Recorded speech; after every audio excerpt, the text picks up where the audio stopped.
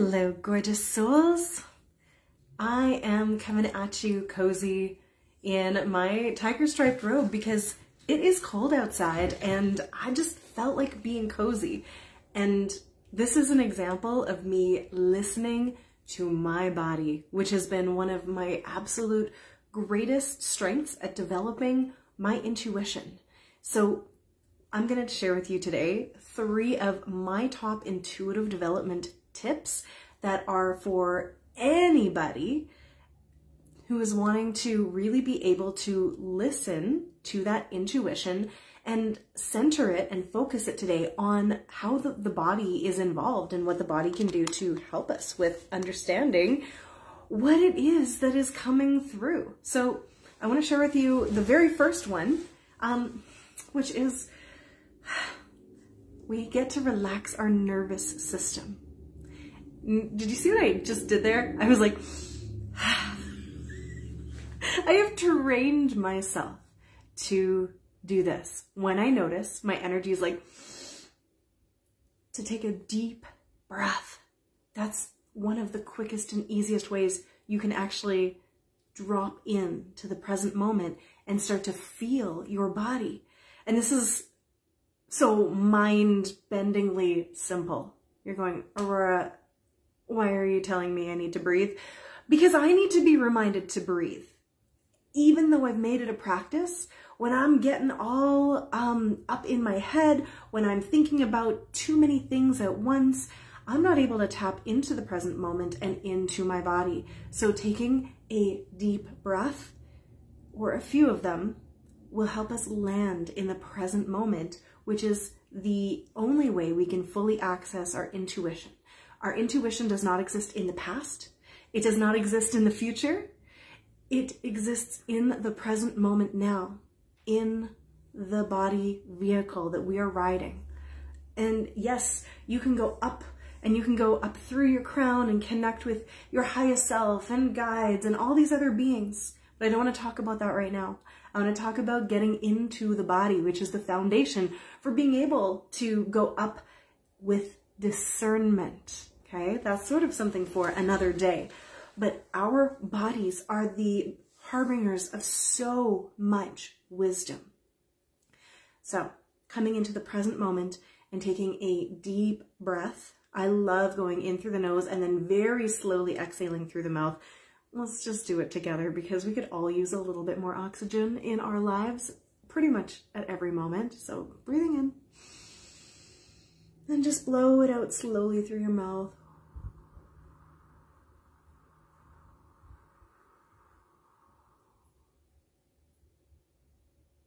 You notice how it starts to align you.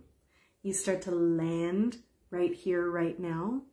When I'm bringing people into a meditation, into anything that's going to rely on our intuition, I actually have people do 3 of those.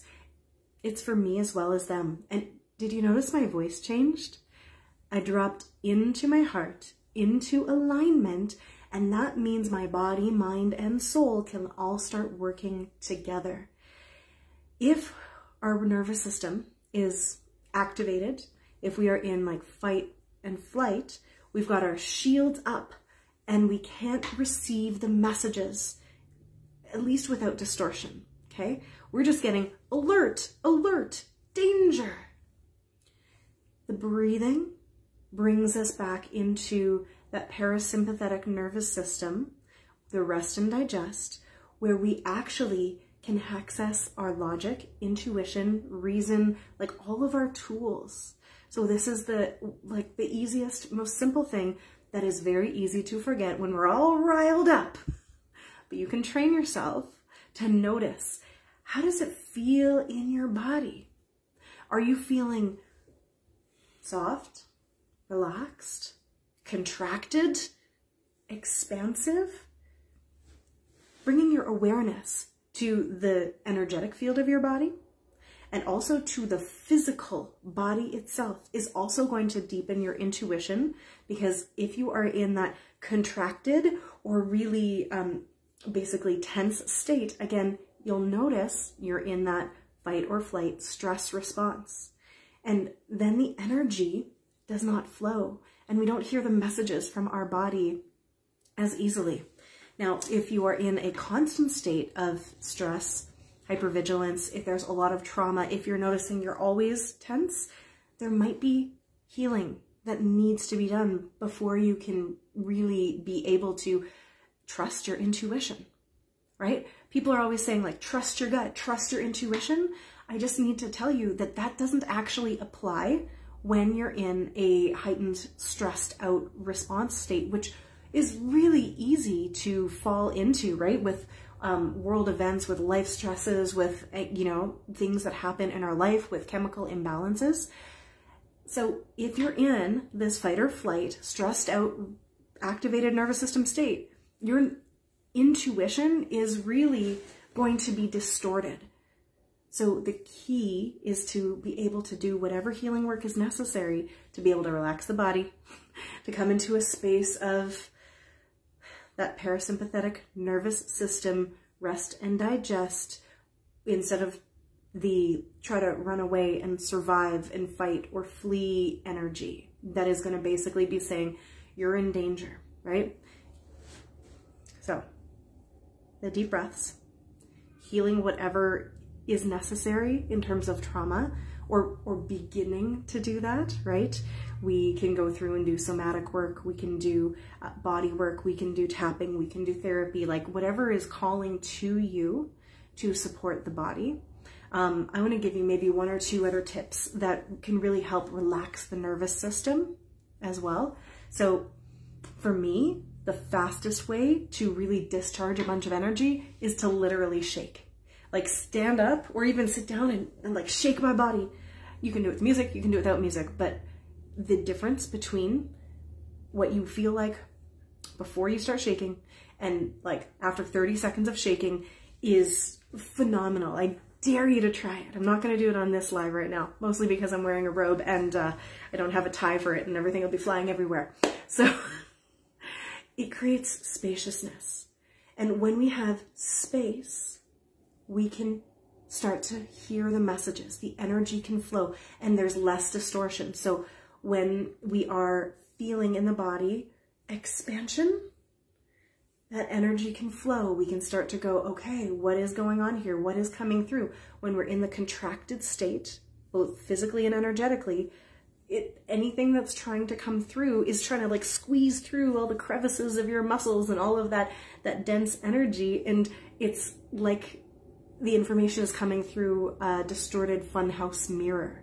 You're going to get something, but is it going to be the whole truth, or is it going to come through that warped lensing of you're in danger and you have to survive? And that can bring all kinds of distortions, right? Like where we're like not really able to see the picture for what it is. We're in that heightened state of not being able to connect with things as they are, right? It puts us into black and white thinking. We cannot see other people's perspectives when we're trapped in that fight and flight or contracted energy. And we certainly can't access like the higher perspective, our highest self, any of that, right? Except for the odd moment of clarity that can come in those times. But typically it's going to be when we are in that open space instead of with shields up. So if you have that relaxed nervous system as your foundation, as your base, you can start to check in with your intuition and try things on energetically. This is such a fun and easy way. And again, it only works if we create that foundation of the relaxed nervous system. So if you're saying, should I do something, right? Like, would this be in my highest and best good? What I invite you to try is think about trying it on. Imagine yourself in that situation. You've said yes, you've made an investment, you've taken a step in this direction, and feel your energy field. When you're in that situation, does it feel expansive or does it feel contracted, like it's getting smaller? If you don't have a relaxed nervous system, this is not going to work well for you. It's going to be distorted by that survival lensing, by the shields being up. So again, step number one is the relaxed nervous system. But when you try something on, let's say, let's use something really innocuous. let's decide about dinner. You can literally put yourself in the future and go, I'm making spaghetti and meatballs tonight. And you just pull that potentiality into your being and go, does that make me feel really expansive and excited? Or does it kind of just feel contracted? Or maybe it's just flat. Maybe it's neutral. And then you can go, should I order Thai food? And if your energy field is like mine, it kind of went like, whoop. It felt better than trying on the meatballs and spaghetti. If I put the trajectory out there of, should I make chicken fingers and fries for dinner, which my daughter would love, like super contracted. I'm saying try this out with really low stakes situations, right? You don't want to try it out with the like, should I take that job offer for the very first time? Because it's really nice to get a baseline of what these decisions and projections can feel like in your body before you actually use them for like quote unquote important things, okay? So try it on for dinner. Try it on to decide what route you're gonna take.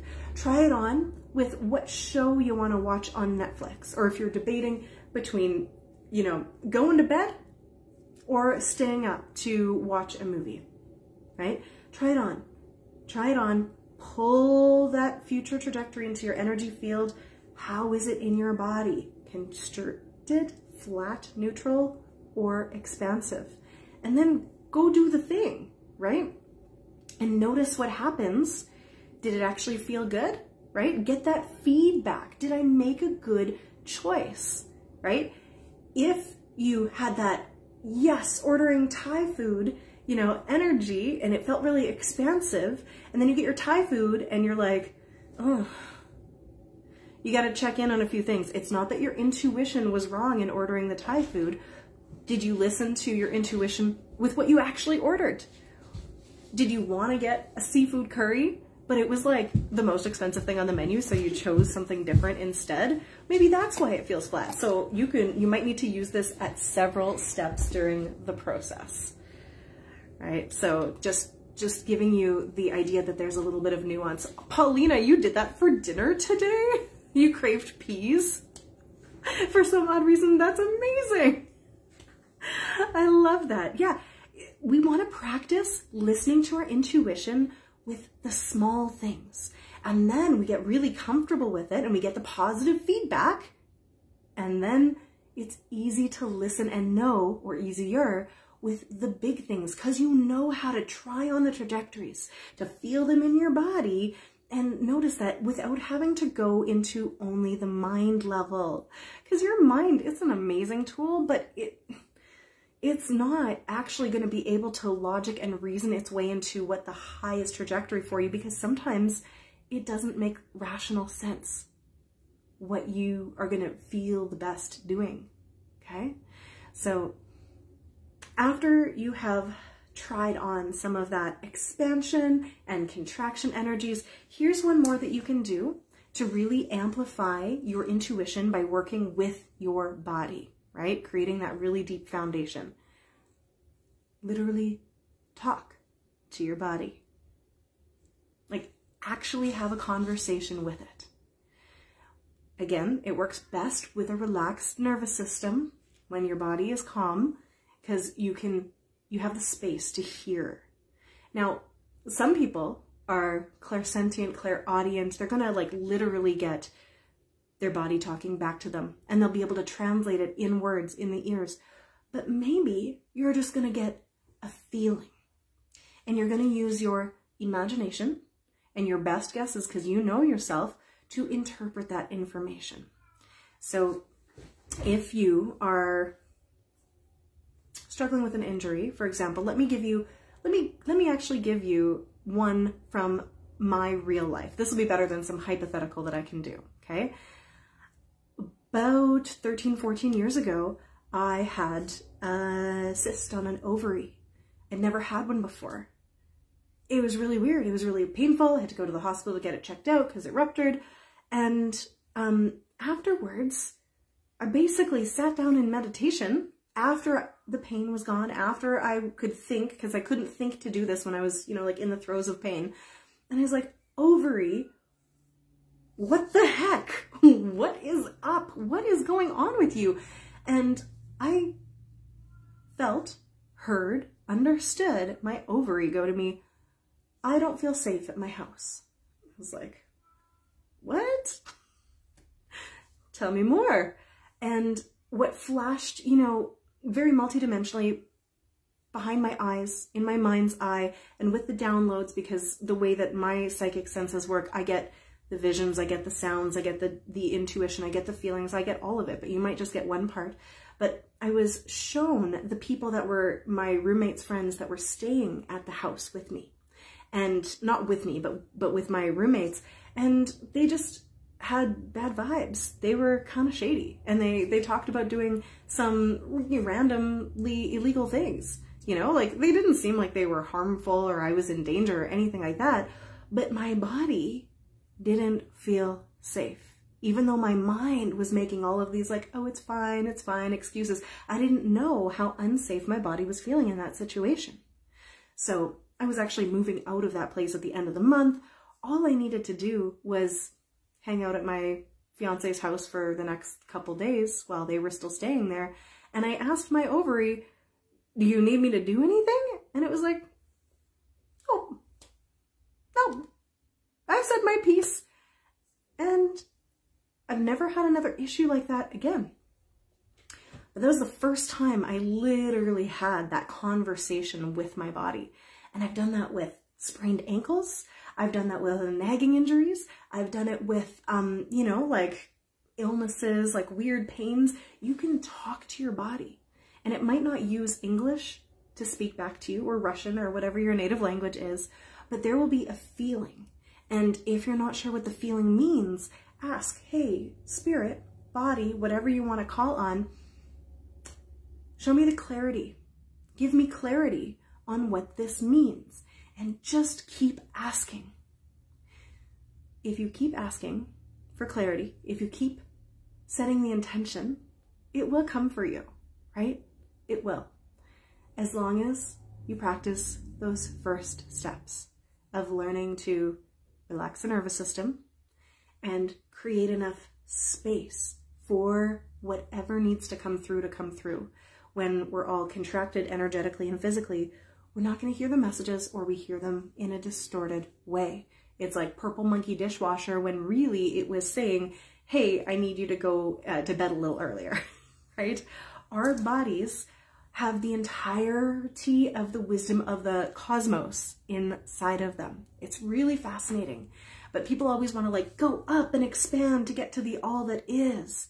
But also you can go in all the way down through your body to your DNA, and then all the way down to the quantum field. Like, you can get all of the wisdom that you need by going in. And that's oftentimes not our first place to look.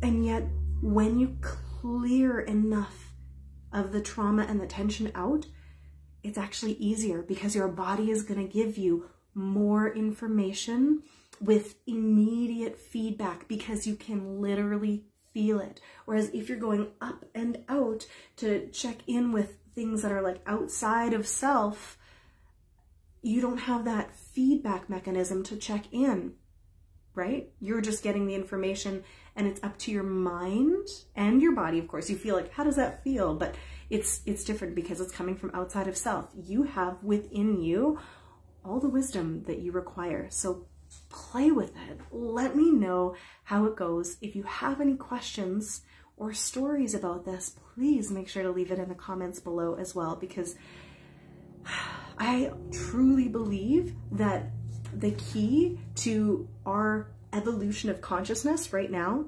with humans is for us to return to the body as a baseline, to create that foundation, and then we'll be able to connect with ourselves at the deeper level, and then with everybody else, right? Heart to heart, it all begins with us. So I hope that's helpful. Again, let me know in the comments. This was day 26 of my 365 Live Challenge. If there are any topics that you would love to hear me jam on, if there's anything you want me to share, let me know. I am so open to ideas on this year-long journey of sharing every day something that means something to me, but I would love to share with you. Now, I'm also going to say, for the next week or so, you're going to be getting an invitation. Every day, I'm going to remind you that if you want to come into more holistic health, harmony, intuition, and balance with yourself so that you can create more abundance and prosperity and impact in your life, I'd love for you to join me in a free masterclass next weekend. It's called Elemental Prosperity. I'm actually going to be supporting you in finding your own elemental template with a message from earth, air, fire, water, and spirit, the physical realm, the mental realm, the emotional realm, the action realm, and that ineffable, the spiritual one, specifically for you to take yourself to the next level of abundance and prosperity for your personal life, for your soul purpose expansion, and also for your professional or business life. So I'm going to drop the link to that below if you haven't seen it already. This is especially for coaches, healers, practitioners, teachers, people who offer transformational workshops, retreats, that sort of thing. But if you feel like that elemental coding is for you, come and join us. I would be so delighted to have you. We're starting on February 11th at 5 p.m. Mountain, and replays are going to be available because not everybody's awake at the same time. So it's going to be divine. It's so activating when I'm feeling into it, and I'm going to be bringing through a lot of activations with Gaia herself. So we're going to receive some upgrades. It's going to be so much fun, and there will be more body wisdom. There will be more intuitive development. There will be more inspiration into how we can go to that next level of connection with self so we can connect with everyone else and the planet herself. I love you. Have yourself a beautiful rest of your day, and I will see you tomorrow. Lots of love. Oh, I'm so glad those landed in your heart. Lots of love to you too. Beautiful souls.